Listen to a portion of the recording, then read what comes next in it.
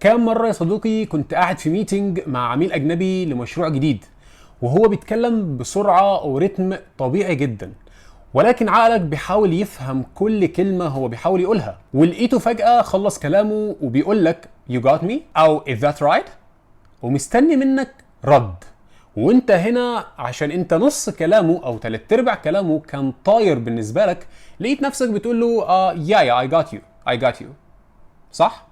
كم مرة كنت بتسمع بودكاست أو فيديو أو قابلت شخص بيتكلم إنجليش في الشارع وكان محتاج منك مساعدة، وأنت حسيت إن أنت مش ملاحق ولا على الشخص اللي بيتكلم في البودكاست أو في الفيديو، ولا حتى الشخص اللي أنت قابلته في الشارع وكنت بتحاول إنك تساعده؟ كل المواقف دي مش غريبة عليك، صح؟ المشكلة هنا يا صديقي مش في محصلة الكلمات اللي عندك، بدليل إن لو العميل مثلا ده بعت لك نفس الكلام اللي قاله لك في الميتنج في تشات على لينكدين مثلا او على ايميل، انت تقريبا ممكن تفهم الكلام ده لما تقراه بنسبه 100%. المشكله الحقيقيه يا صديقي هي في الفاست بروسيسنج او سرعه معالجه عقلك للاشارات الصوتيه وهي حرفيا طايره. وعشان اخليك تتخيل معايا الموضوع، تخيل ان عقلك عامل زي بروسيسور لموبايل قديم.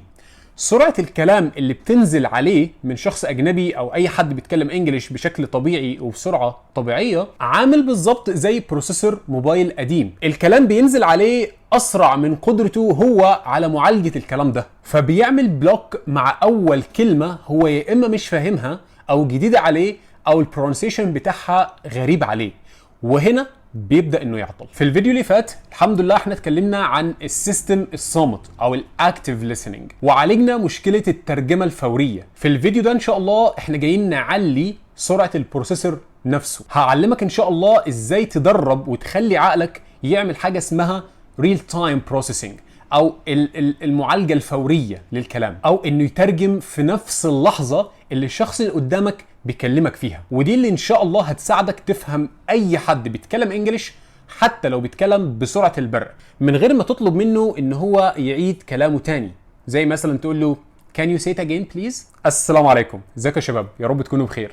للاول مره يشوفني فانا اخوك محمد حجاج، برودكت ديزاينر واوبسيسد بحاجات كتير بفضل الله، منهم تعلم اللغات والمنتورنج وصناعه الفاليو، وده سبب وجودي على السوشيال ميديا.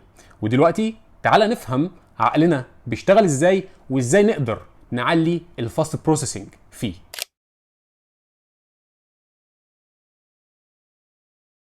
عشان يا صديقي نحل المشكلة دي من جذورها لازم نفهمها سيكولوجيا وعصبيا من الأول. العقل البشري بيمر بعمليتين هو وبيسمع، حاجة اسمها cognitive architectures، عمليتين معماريتين. العملية الأولى معانا وهي حاجة اسمها البوتوم اب بروسيسنج او المعالجة بالبلدي من تحت لفوق.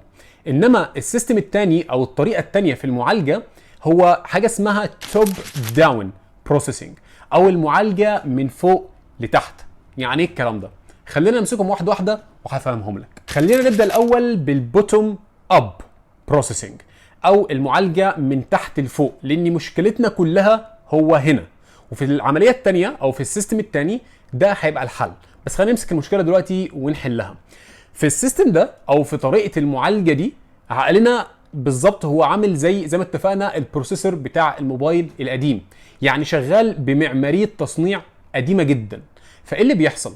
عقلك لما بيسمع جمله او كلام بالانجلش، عقلك بيعمل بالظبط، طبعا الكلام بيدخل عن طريق ودنك، فودنك بتبعت اشارات لعقلك اللي هي الاشارات الصوتيه.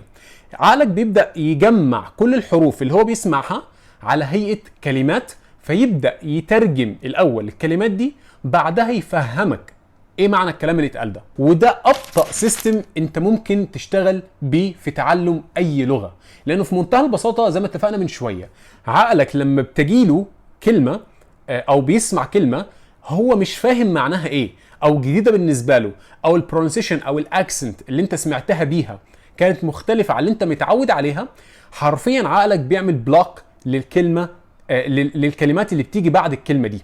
فكل الكلمات اللي بتيجي بعدها انت بتروح منك، ما بتفهمش منها اي حاجه. انما لما نروح لطريقه المعالجه الثانيه اللي هي توب داون بروسيسنج، طريقه المعالجه دي او اللي هي بما في معناها المعالجه من فوق لتحت، هنا في العمليه دي عقلك بيستخدم تكنيك مختلف تماما، وده بالظبط التكنيك اللي بيستخدمه مع لغتك الام اللي هي العربي.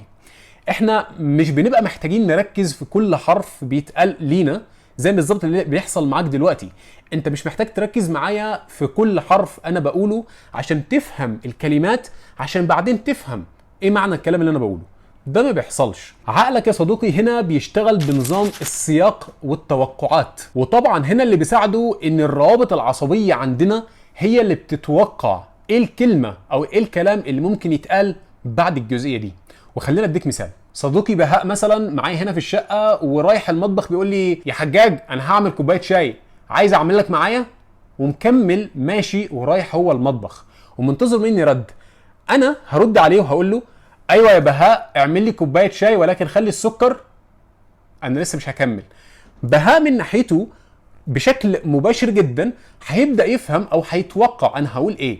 عايز السكر يا اما زياده يا اما سكر قليل، او مثلا بما في معنى الكلام انا عايز السكر يكون بره انا احطه بنفسي، او مش عايز سكر خالص. خلاص، فدول 4 سيناريوهات او توقعات بهاء من ناحيته عقله هيعمله. فهو مش محتاج يركز قدامي كده ويقف ويقول عايز سكر ايه بقى يا حجاج. لا، ده هو مكمل رايح المطبخ ورامي ودنه معايا ولقط انا عايز اقول ايه قبل ما حتى هقوله.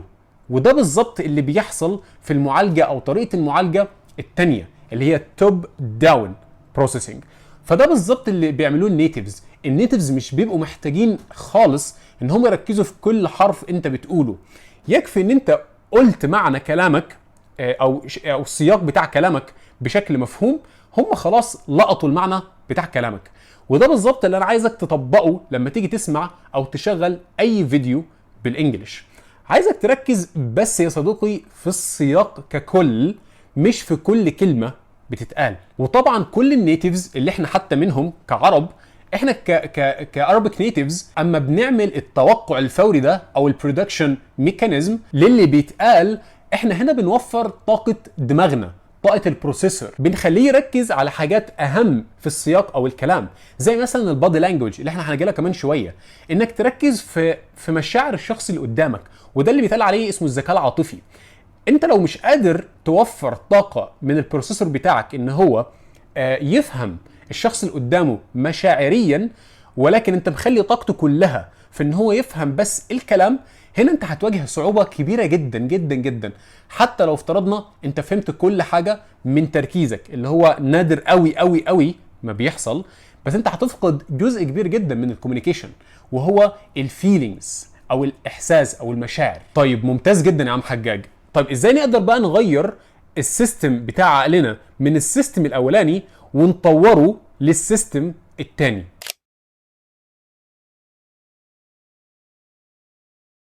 عشان نعمل ده ونعلي البروسيسنج سبيد عندك يا قلب اخوك، احنا محتاجين نطبق 3 تكتيكات مهمين جدا. واول تكنيك معانا صديقي وهو الاوفر كلوكينج او تسريع المدخلات. في عالم الكمبيوتر يا صديقي في حاجه اسمها الاوفر كلوكينج، وهو ان انت بتجبر البروسيسور ان هو يشتغل بسرعه اكبر من سرعته الطبيعيه عشان يتعود على الضغط. وده بالظبط اللي انا عايزك تعمله في عقلك. طيب هنعمل بقى الكلام ده ازاي يا عم حجاج؟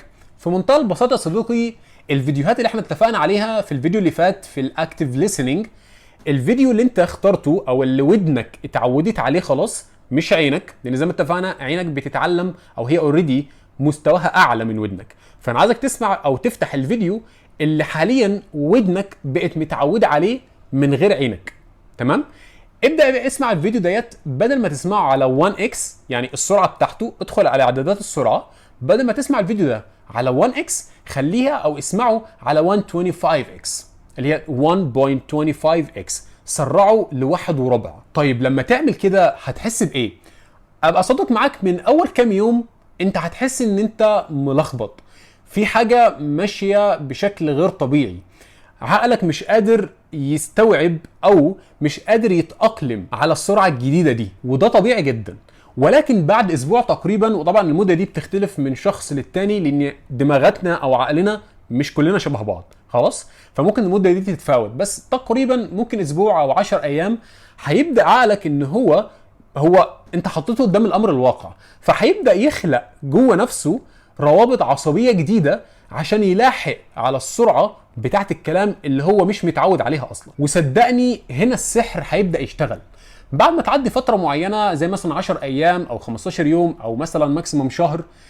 لو انت فكرت ترجع للسرعه الطبيعيه اللي هي ال1 اكس، السرعه العاديه اللي انت كنت بتسمع عليها الاول، وكنت شايف ان السرعه دي مناسبه ليك او سريعه شويه عليك، هتلاحظ ان السرعه دي بقت بطيئه بالنسبه لك وبالنسبه لودنك وبالنسبه لعقلك كمان، وبقت ممله. وهتحس ان عقلك بيقول لك يا عم انت ايه اللي حصل؟ ما احنا كنا ماشيين كويس، خلينا نرجع على السرعه اللي هي الواحد وربع اكس. وهنا انا اقول لك مبروك، التكنيك الاول اشتغل معك. ونيجي دلوقتي يا صديقي للتكنيك رقم 2، وهو حاجه اسمها الاوديو فيجوال بريدكشن او التوقع البصري السمعي. عشان نقدر نشغل يا صديقي التوب داون بروسيسنج، احنا محتاجين ندرب عقلنا على ان هو يتوقع السياق بشكل عام للمحادثه دي او للشخص اللي بيتكلم ده. وهنا في منتهى البساطه هندخل على حته سيكولوجيه شويه او حاجه في علم النفس، وهي حاجه اسمها البادي لانجويجز والفيس رياكشن. يعني لغه جسمك او لغه جسم الشخص اللي بيتكلم قدامك بالانجلش وتعبيرات وشه. الحاجتين دول انت محتاج تدرب نفسك عليهم، ومع الوقت هتكتسبهم بشكل لذيذ جدا.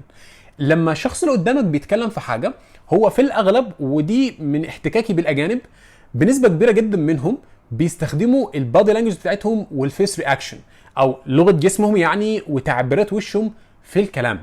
يعني لو لقيت شخص مثلا بيتكلم بيحاول يشرح لك حاجه، هتلاقيه دايما بيستخدم ايديه زي ما انا بعمل دلوقتي، وهتلاقيه لو هو مستاء من حاجه او مبسوط او متضايق بيبان على وشه جدا.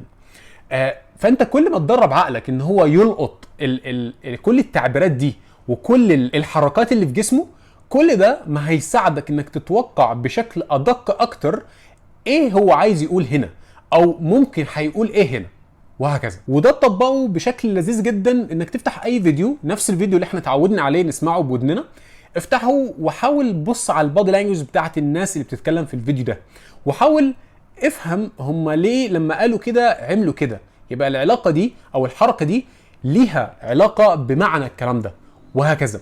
وانت مع الوقت هتلاقي نفسك زي ما قلت لك انت بتلقط الحركات والفيس رياكشنز مع الكلام اللي هم ممكن يقولوه. انما التكنيك رقم 3 وهي حاجه اسمها الكيورد فلترنج او فلتره الكلمات. ودي حاجه انا كنت عملت عليها يعني ريكاب سريع قوي في اول فيديو خالص عملته في السلسله، وهي ان انا قلت ان الاجانب مش بيركزوا مع كل كلمه بتتقال منك. يا جماعه الانجليزي هي لغه بتعتمد اكتر على الستريس على الكلمات، يعني مش بيمشوا بالمساواه بين الكلمات هم بيتكلموا انجلش وبالتالي وهم بيسمعوه. يعني في كلمات اسمها الكونتنت ووردز زي الافعال والاسماء، فمستحيل تلاقي حد مثلا بيعمل لينكينج او بيختصر الافعال والاسماء، زي مثلا اسم احمد، اسم محمود، اسم بهاء. صعب جدا تلاقي حد بيختصر الاسم. وكذلك في الافعال عمرك ما هتلاقي حد بيختصر الفعل نفسه، زي going مثلا، زي مثلا اي فعل انت ممكن يخطر على بالك دلوقتي. نادر قوي وده شبه مستحيل تلاقي حد من الاجانب بيختصر الفعل ده او الاسم ده، لان في منتهى البساطه كشخص نيتيف تاني هيسمعه او احنا بنسمعهم، احنا هنقدر نفهم كلامهم من الاسماء والافعال، وبنبدا نترجم السياق وبنفهم باقي الكلمات اللي بيعمل لها لينكينج. وباقي الكلمات بقى اللي بيعمل لها لينكينج دي كلمات اسمها الفانكشن ووردز، ودول زي عندك الضمائر وحروف الجر زي ذا وآ وتو وي ويو وذي. كل دول حرفيا بيتم اكلهم في الكلام وبيتعمل لهم لينكينج. طيب التطبيق العملي هنا هيكون شكله عامل ازاي؟ في منتهى البساطه يا صديقي، انت محتاج تبطل تحاول تركز في كل حرف وكل كلمه بتتقال. يعني محتاج تبطل تركز في حروف الجر زي تو وذا ووي والضمائر وهكذا، ومحتاج تدرب عقلك ان هو يلقط بس الكام كلمه، الاربع خمس ست كلمات اللي في الجمله اللي هتفهمه السياق هنا هو بيتكلم عن ايه. وهنا عقلك يا صديقي هيوصل لمرحله انه في جزء من الثانيه هيعمل اعاده تركيب للجمله وهيلقط ايه معنى الكلام او الجمله اللي اتقالت دي، او الشخص اللي قدامك ده بيحاول يقول ايه. لانه هنا في منتهى البساطه عقلك بقى يعالج الكلمات المهمه وبيسيب تماما الكلمات اللي ملهاش لازمه.